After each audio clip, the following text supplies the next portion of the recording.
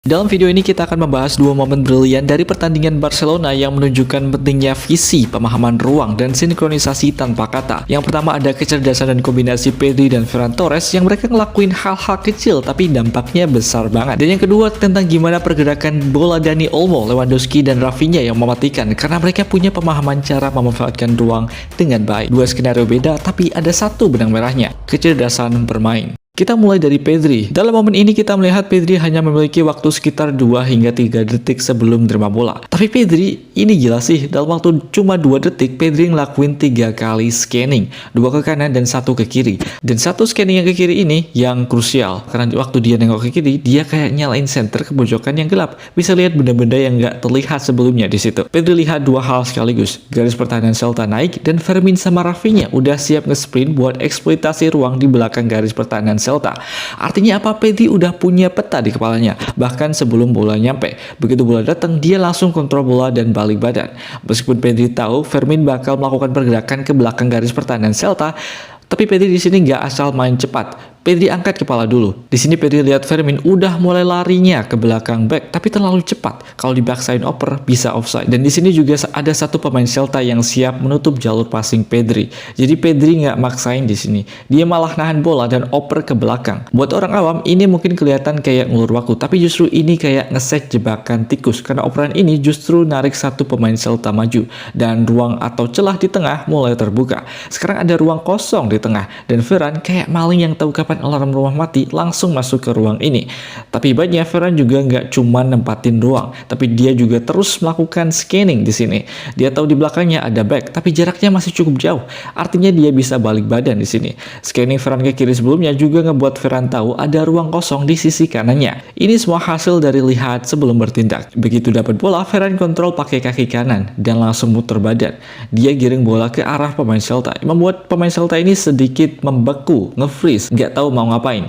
Nah ini penting, Ferran melihat badan pemain Celta ini lagi ngadep kiri. Jadi karena momentum pemain Celta ini lagi ngadep ke kiri, dengan mendorong bola ke momentum yang berlawanan yaitu ke arah kanan, ini akan membuat pemain Celta ini panik dan bakal ambil sekali. Karena si pemain Celta ini panik, dia langsung coba ngambil sekali dengan tackle. Tapi Ferran udah siap, sebelum tackle datang, dia dorong bola sekali lagi ke depan, menghindari tackle pemain Celta tadi. Ferran kembali mengambil sentuhan kecil buat ngerapihin dan lebih dekat ke gawang, dan boom, langsung syuting ke yang jauh.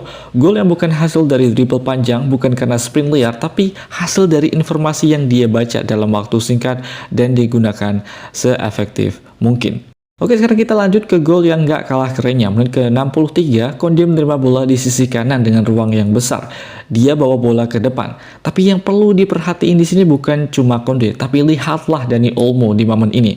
Olmo mulai lari ke belakang garis pertahanan Celta, dan ini bikin back-back Celta langsung waspada. Jadi mereka mundur, jaga kedalaman, takut Olmo tiba-tiba lepas. Nah, pergerakan tiba-tiba Olmo ini jadi titik awal kekacauan pertahanan Celta. Lewandowski di tengah juga melihat momen ini, tapi Lewandowski nggak ngikutin lari, nggak nunjuk minta bola, dia cuma diam. Tapi justru karena diamnya ini, itu ngebuat pemain Celta yang jaga dia malah ikut terdistraksi sama Olmo dan malah memperhatikan Dani Olmo. Nah, ini kayak kamu jagain tas di halte, terus ada orang lewat lari-lari. Fokusmu itu bukan ke tasnya lagi, tapi malah ke orang yang lari-lari tadi.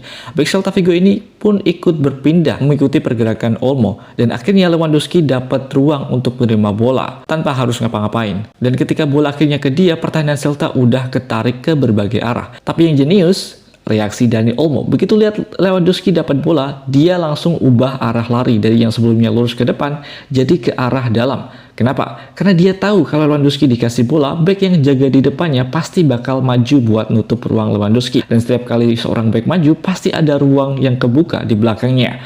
Olmo bisa deteksi momen ini dalam waktu sepersekian milidetik. Kayak pemain catur yang tahu kalau kamu gerakin satu pion, kamu bakal buka celah buat lawan masukin kuda. Jadi di sini Olmo langsung bergerak mengeksploitasi ruang ini. Tapi nggak selesai sampai di situ. Bola akhirnya pindah ke Rafinha dan lagi-lagi pola yang sama keulang. Begitu Rafinha dapat bola, pemain Celta yang marking langsung maju menutup Rafinha. Lagi-lagi ada ruang yang kebuka di belakangnya. Dan Dani Olmo sudah siap Olmo sempat nahan larinya sedikit di sini. Dia delay sepersekian detik. Ini penting karena kalau dia lari terlalu cepat, dia bisa terjebak offset atau masuk terlalu awal ke ruang yang belum kebuka. Dan pas Rafinha udah kontrol bola, Olmo langsung masuk ke belakang pemain Celta yang nutup Rafinha tadi. Dan Rafinha pun juga bukan pemain yang egois. Dia tahu Olmo bakal ada di situ dan langsung satu sentuhan umpan ke depan tepat ke arah lari Dani Olmo. Dani Olmo sekarang 1 lawan 1 dengan kiper dan boom, gol buat Barcelona. Pedri, Ferran, Olmo, Lewandowski, Rafinha semua nunjukin kalau kecerdasan itu senjata paling berbahaya di lapangan. Kalau kamu suka breakdown kayak gini, jangan lupa support channel ini dengan like, share, dan subscribe.